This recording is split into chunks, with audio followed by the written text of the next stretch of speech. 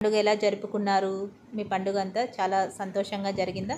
నేనైతే ఒక చిన్న పళ్ళెంలో చూస్తున్నారు కదా! చిన్న వినాయకుడిని ఇలా పెట్టుకొని మోదకాలు, ఖర్జూరాలు, తాంబూలము, పంచ ఇవి రెడీ చేసుకున్నాను. ఈ చిన్న పళ్ళెంలో పసుపు గణపతి అనమాట. పసుపు గణపతిని పెట్టుకునేసి ఇలా చిన్న గణపతి. ఇది ఈయన పెద్ద గణపతి. ఇంకా వెనకాల ఉంటారు చూడండి. ఈయన అసలైన గణపతి అన్నమాట. పెద్ద గణపతి.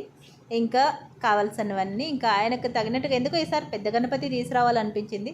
ఎందుకో ఆయన అలా కుదిరాడు. రావాలనిపించి ఆయన రావాలనుకున్నప్పుడు నేను ఆపడానికి నేనెవరో చెప్పండి. ఆయన మా ఇంటికి రావాలనుకున్నాడు, వచ్చేస్తారు. ఈ రూపంలో ఇంత పెద్దగా చేయాలనుకున్నారు, వచ్చేస్తారు. ఇలా తీసుకొచ్చానమాట. చూడండి నేనైతే ఇలా అరేంజ్ చేసుకున్నాను. ఆ అరటి పిలకలు అవన్నీ పెట్టుకోవడానికి మనకి నిలవవు కదా, అందువలన కొత్త మగ్గులు ఉంటే ఇసుక తెచ్చుకొనేసి వేసుకున్నాను. నైవేద్యాలు అయితే పాల తాలికలు, శనగలు, కొబ్బరి లడ్లు, ఇంకా అక్కడ పెట్టాను చూడండి రౌండు అవి చేస్తాను. నెక్స్ట్ అటువైపున ఇవన్నీ నేనే రెడీ చేశానండి. మొత్తం అంతా నేనే. ఆ స్వీట్లు మాత్రమే బేకరీలో తెచ్చాను కొన్ని అయితే, మిగతా ఏం లేదు. ఒకే దీంట్లో ఉన్నాయి చూడండి అవి మాత్రం. ఇంకా ఇవన్నీ ఏ టు జెడ్ సంవత్సరానికి ఒక్కసారే కదా మన చేతులారా ఆయనకి మనం నైవేద్యం అనేది చేసి పెడతాము. అందుకోసమని నాకు చాలా సంతోషంగా నేను అన్నీ చేసి పెట్టాలనిపించి అన్నీ వండి పెట్టేశాను. ఎలా ఉంది చెప్పండి మా వినాయకుడు?